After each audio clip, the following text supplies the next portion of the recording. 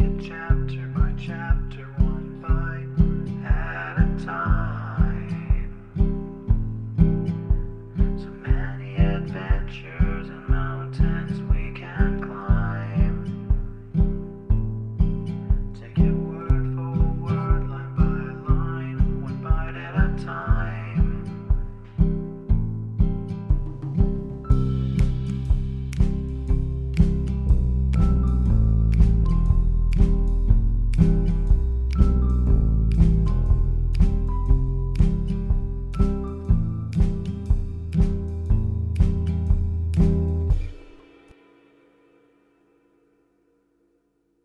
Welcome to Bite at a Time Books, where we read you your favorite classics one bite at a time. My name is Bree Carlile, and I love to read, and wanted to share my passion with listeners like you. If you want to know what's coming next and vote on upcoming books, sign up for our newsletter at biteatatimebooks.com. You'll also find our new t-shirts in the shop, including podcast shirts and quote shirts from your favorite classic novels. Be sure to follow my show on your favorite podcast platform so you get all the new episodes. You can find most of our links in the show notes, but also our website, biteatatimebooks.com, includes all of the links for our show, including to our Patreon to support the show, and YouTube, where we have special behind the narration of the episodes. We're part of the Bite at a Time Books Productions Network. If you'd also like to hear what inspired your favorite classic authors to write their novels, and what was going on in the world at the time, check out the Bite at a Time Books Behind the Story podcast, wherever you listen to podcasts. Please note, while we try to keep the text as close to the original as possible, some words have been changed to honor the marginalized communities who've identified the words as harmful, and to stay in alignment with Bite at a Time Books' brand values. Today we'll be continuing Les Miserables by Victor Hugo. Chapter 5. Distractions. Above the door of the refectory, this prayer, which was called the White Paternoster, and which possessed the property of bearing people straight to paradise, was inscribed in large black letters. Little White Paternoster, which God made, which God said, which God placed in paradise. In the evening, when I went to bed, I found 3 angels sitting on my bed, one at the foot, 2 at the head, the good Virgin Mary in the middle, who told me to lie down without hesitation. The good God is my father. The good Virgin is my mother. The 3 apostles are my brothers. The 3 virgins are my sisters. The shirt in which God was born envelops my body. St. Margaret's cross is written on my breast. Madame the Virgin was walking through the meadows weeping for God when she met Monsieur St. John. Monsieur St. John, whence come you? I come from Avsalis. You have not seen the good God. Where is he? He is on the tree of the cross, his feet hanging, his hands nailed, a little cap of white thorns on his head. Whoever shall say this thrice at eventide, thrice in the morning, shall win paradise at last. In 1827, this characteristic orison had disappeared from the wall under a triple coating of daubing paint. At the present time, it is finally disappearing from the memories of several who were young girls then and who are old women now. A large crucifix fastened to the wall completed the decoration of this refectory, whose only door, as we think we've mentioned, opened on the garden. 2 narrow tables, each flanked by 2 wooden benches, formed 2 long parallel lines, from one end to the other of the refectory. The walls were white, the tables were black. These 2 mourning colors constitute the only variety in convents. The meals were plain, and the food of the children themselves severe. A single dish of meat and vegetables combined, or salt fish, such was their luxury. This meager fare, which was reserved for the pupils alone, was nevertheless an exception. The children ate in silence, under the eye of the mother whose turn it was, who, if a fly took a notion to fly or to hum against the rule, opened and shut a wooden book from time to time. This silence was seasoned with the lives of the saints, read aloud from a little pulpit with a desk which was situated at the foot of the crucifix. The reader was one of the big girls in weekly turn. At regular distances, on the bare tables, there were large varnished bowls in which the pupils washed their own silver cups and knives and forks, and into which they sometimes threw some scrap of tough meat or spoiled fish. This was punished. These bowls were called ronds d'eau. The child who broke the silence made a cross with her tongue. Where? On the ground. She licked the pavement. The dust, that end of all joys, was charged with the chastisement of those poor little rose leaves which had been guilty of chirping. There was in the convent a book which has never been printed except as a unique copy, and which it is forbidden to read. It is the Rule of Saint Benoit, an arcanum which no profane eye must penetrate. Nemo regulus, seu constitutionis, nostras externis, communicabit.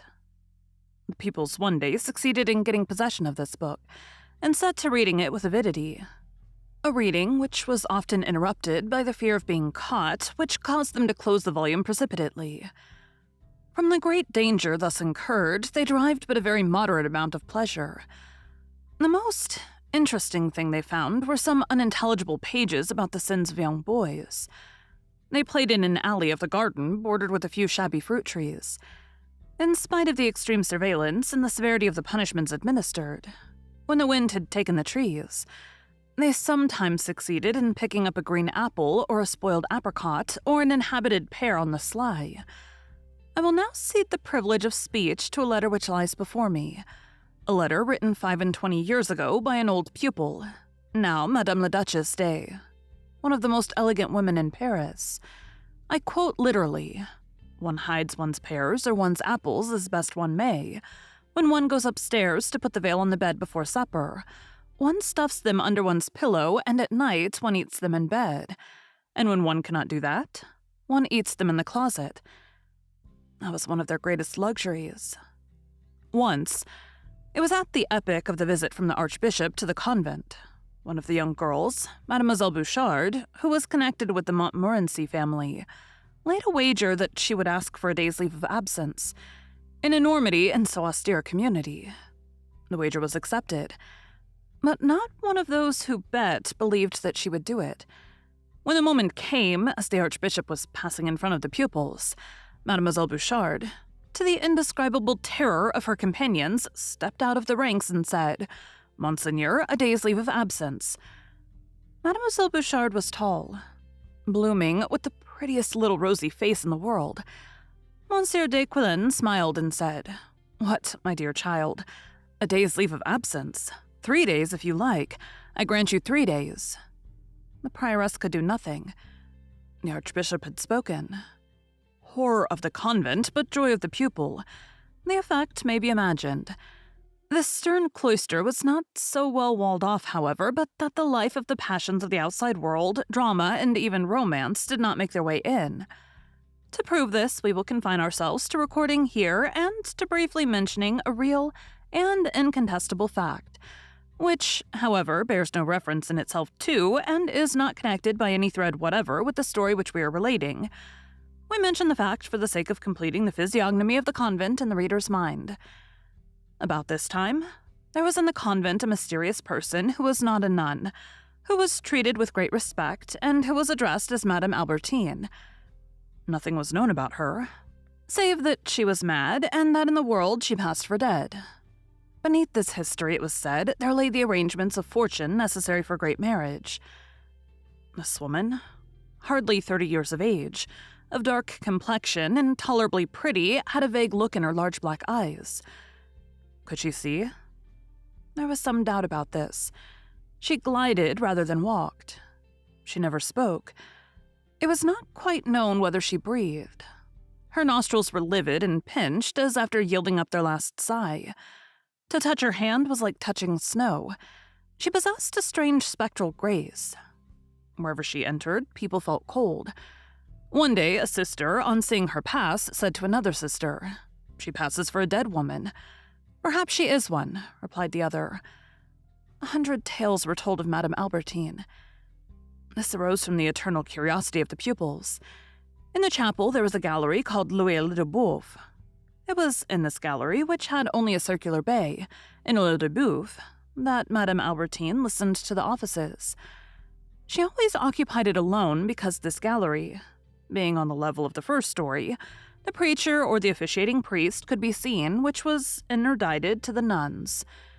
One day, the pulpit was occupied by a young priest of high rank, Monsieur le Duc de Rohan, peer of France, officer of the Red Musketeers in 1815, when he was Prince de Leon, and who died afterward in 1830 as Cardinal and Archbishop of Besançon.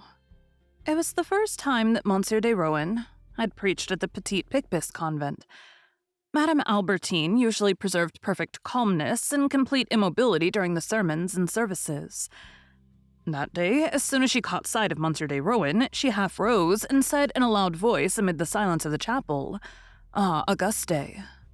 The whole community turned their heads in amazement.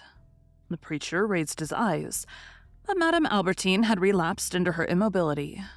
A breath from the outer world, a flash of life had passed for an instant across that cold and lifeless face, and it then vanished, and the madwoman had become a corpse again. Those 2 words, however, had set everyone in the convent, who had the privilege of speech, to chattering. How many things were contained in that Auguste? What revelations?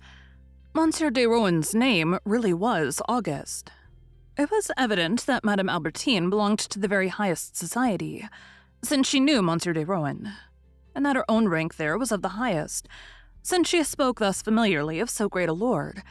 Not there existed between them some connection of relationship, perhaps, but a very close one in any case, since she knew his pet name. 2 very severe duchesses, Mesdames de Choiseul and de Sorrente, often visited the community, whither they penetrated, no doubt, in virtue of the privileged magnates mulieris, and caused great consternation in the boarding school. When these 2 old ladies passed by, all the poor young girls trembled and dropped their eyes. Moreover, Monsieur de Rohan, quite unknown to himself, was an object of attention to the schoolgirls. At that epoch, he had just been made, while waiting for the episcopate, Vicar General of the Archbishop of Paris. It was one of his habits to come tolerably often to celebrate the offices in the chapel of the nuns of the Petit Picpus. Not one of the young recluses could see him because of the serge curtain, but he had a sweet and rather shrill voice, which they had come to know and to distinguish. He had been a musketeer, and then he was said to be very coquettish, that his handsome brown hair was very well dressed in a roll around his head, and that he had a broad girdle of magnificent moire, and that his black cassock was of the most elegant cut in the world. He held a great place in all these imaginations of 16 years. Not a sound from without made its way into the convent. But there was one year when the sound of a flute penetrated thither. This was an event, and the girls who were at school there at the time still recall it. It was a flute which was played in the neighborhood. This flute always played the same air, an air which is very far away nowadays, my Zetibulde, come rain o'er my soul, and it was heard 2 or 3 times a day. The young girls passed hours in listening to it. The vocal mothers were upset by it. Brains were busy. Punishments descended in showers. This lasted for several months. The girls were all, more or less, in love with the unknown musician. Each one dreamed that she was a Tolbe. The sound of the flute proceeded from the direction of the Rue Droit Mur, and they would have given anything, compromised everything, attempted anything for the sake of seeing, of catching a glance, if only for a second, of the young man who played that flute so deliciously, and who, no doubt, played on all these souls at the same time. There were some who made their escape by a back door and ascended to the 3rd story on the Rue Droit Mur side, in order to attempt to catch a glimpse through the gaps. Impossible. One even went so far as to thrust her arm through the grating and to wave her white handkerchief. 2 were still bolder. They found means to climb on a roof and risk their lives there, and succeeded at last in seeing the young man. He was an old émigré gentleman, blind and penniless, who was playing his flute in his attic in order to pass the time. Thank you for joining Bite at a Time Books today, while we read a bite of one of your favorite classics. Again, my name is Bree Carlile, and I hope you come back tomorrow for the next bite of Les Miserables. Don't forget to sign up for our newsletter at biteatatimebooks.com and check out the shop You can check out the show notes or our website, biteatatimebooks.com, for the rest of the links for our show. We'd love to hear from you on social media as well.